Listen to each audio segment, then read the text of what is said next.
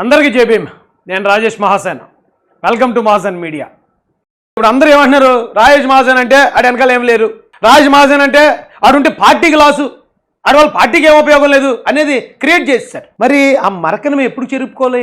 ఇప్పుడు ఎలక్షన్కి అయింది, రేపు అదే ప్రచారం చేస్తారు, వచ్చే ఎలక్షన్కి అదే ప్రచారం చేస్తారు. మరి ఎలా ఇవాళ వేసి నీ ముద్రను నేను ఎలా జరుపుకోవాలి?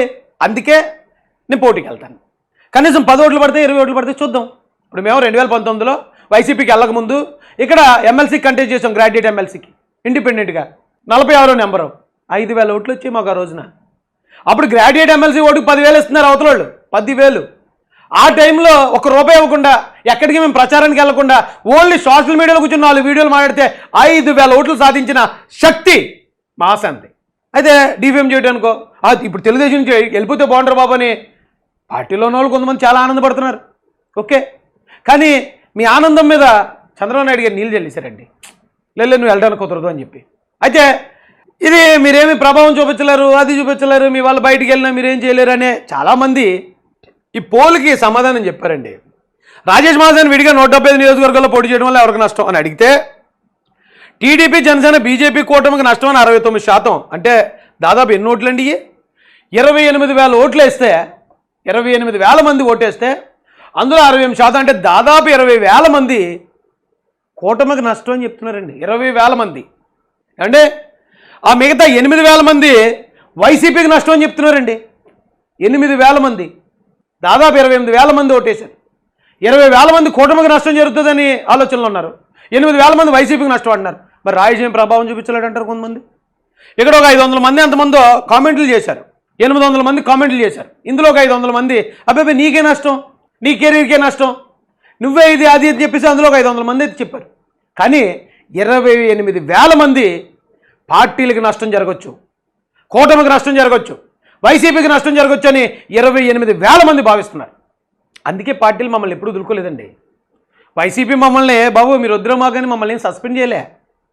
జరుగుతున్న అన్యాయాలు చూసి అబ్బాయి మేము ఉండలేమండి అని మేము వస్తాం బయటికి.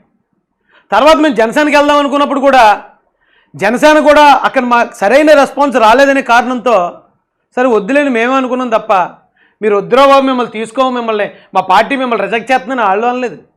చంద్రబాబు నాయుడు గారు మమ్మల్ని జాయిన్ చేసుకునేటప్పుడు చాలామంది అబ్బాయి చంద్రబాబు నాయుడు గారు జాయిన్ చేసుకోవట్లేదట, వీళ్ళని చంద్రబాబు నాయుడు గారు బ్యాక్ స్టెప్ వేశారట, వాళ్ళు వద్దనుకున్నారట అని చాలా ప్రచారాలు చేశారు. అయినా కానీ చంద్రబాబు గారు సాదరంగా ఆహ్వానించారు మమ్మల్ని.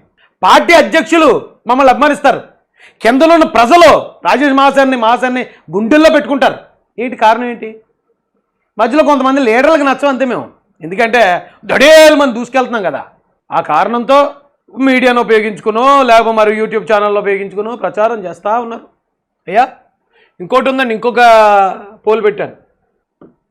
ప్రస్తుత పరిస్థితుల్లో రాజేష్ మహాసేన్ ఏం చేయాలి అని ఒక పోల్ పెడితే సైలెంట్గా ఉండాలి అని 10% మంది, టీడీపీ జేఎస్పీ బీజేపీ కూటమికి పనిచేయాలని 85% మంది, ఇండిపెండెంట్గా పోటీ చేయాలని 4% మంది, ఉభయ గోదావరి జిల్లాలో అన్ని స్థానాల్లో పోటీ చేయాలని 1% మంది, 55,000 మంది ఓటు చేశారు. అందులో 85% మంది అంటే దాదాపు 45,000 మంది ఏమండి మీరు టీడీపీ జనసేన బీఎస్పీ కూటమి కోసం పనిచేయాలి. 45,000 మంది. అర్థమైందండి? రాజేష్ మహాసేన్ ఏం ప్రభావం చూపిస్తున్నప్పుడు ఏంటి, ఏం మాడుతున్నారు సమయం అసలు నాకు అర్థం కాదు. ఆవేశపరుడనో లేకపోతే ఇంకోటనో డిఫేమ్ చేసేసి ఒక ఆర్గనైజేషన్ని ఒక నాయకుడిని మీరు కాలు కింద తొక్కేద్దామంటే ఇది గతం రోజులు పాత రోజులు కాదురా అబ్బాయి. ప్రతి హౌలేగాడు ఆగబొచ్చాగాడు వచ్చి మిమ్మల్ని తొక్కేస్తాం మేము ఎక్కేస్తాం అంటే చూస్తూ ఊరుకోవడానికి. మేము డే 1 నుంచి ఇక్కడ ఉన్న ముస్లింల కోసం, క్రైస్తవుల కోసం, దళితుల కోసం ప్రాణాలు తెగించి పోరాడిన వాళ్ళం. ఆ 3 వర్గాలు మా వెనకాల ఉన్నాయి. ఆ 3 వర్గాలు మా వెనకాల ఉన్న చిన్న ఆకుపచ్చగాళ్ళు వచ్చి నేను పార్టీ పెడితే నేను పార్టీ లీడర్ అని చెప్పుకునే రోజులు ఇవి. మేము లేదు, ఓటు చేయకూడదు, మనం ఖచ్చితంగా టీడీపీ కోసం జనసేన కోసం పనిచేయాలి, అవసరమైతే దానికోసం కార్యకర్తగానే పనిచేద్దాం. ఎలాగ జగన్ గారికి మనకి శత్రుత్వం పెరిగిపోయిన తర్వాత ఈ 3 వర్గాలని లైట్ తీసుకుంటే ముఖ్యమంత్రిని కూడా ఓడిస్తారని ఒక్కసారి మనం నిరూపిస్తే రేపు పొద్దున వచ్చి ఏ గవర్నమెంట్ అన్నా ఈ 3 వర్గాల పట్ల చిన్నచూపు చూడకుండా ఉంటుంది. చాలామంది అంటే రాజు అందరూ హిందువులందరూ నిన్ను అభిమానిస్తున్నారు కదా, నువ్వెందుకు ఒక వర్గం కోసం పనిచేస్తున్నావు అంటున్నారు. ఎవరన్నా అన్న అందరు నన్ను అభిమానించే ప్రతి అన్నకి తమ్ముడికి చేతులు జోడించి చెప్తున్నాను, ఎవడైతే బలహీనుడు ఉన్నాడో వాడికి మనం సహకారం అందించాలి, వాడికి మనం అండగా నిలబడాలి. బలవంతుడికి మన అంటే ఎందుకన్నా ఆయనే 10 మందికి అందిస్తాడు. ఇప్పుడు మీరు చెప్తున్న అయితే అన్ని వర్ణాల్లో అగ్రవర్ణాల్లో హిందూ ఆ మతంలో ఉన్న పెద్దల గురించి చెప్తున్నాను, వాళ్ళకి మా అండ ఎందుకన్నా? మీలాంటి వాళ్ళు కూడా వచ్చి ఈ బలహీన వర్గాలకు మీరు అండగా నిలబడాలి, అది కదా లాజిక్. అందుకు మేము చేసేది, నేనేం ముస్లింని కాదు. ఒకవేళ రాజేష్ దళితుడు కాబట్టి దళితులకి, రాజేష్ క్రిస్టియన్ ఐడియాలజీ కాబట్టి క్రిస్టియన్స్కి సపోర్ట్ చేస్తున్నాడు అనుకోవడానికి నేనేం ముస్లింనా? మరి ఎందుకు ముస్లిమ్స్ తరపున నేను ఎందుకు సిఏ ఎన్ఆర్సీ కోసం? అంటే మీకు చెప్తే నమ్మరు. విజయవాడలో మీటింగ్ జరిగింది, దానికి నేను చీఫ్ గెస్ట్కి వెళ్ళాను. నాతో పాటు ఉమర్ ఖలీద్ అని చెప్పి ఒక ముస్లిం యంగ్ లీడర్ ఒక ఆయన వచ్చాడు, ఢిల్లీ యూనివర్సిటీ నుంచి అనుకుంటా. మేమిద్దరం ప్రసంగించాం ఆ రోజు.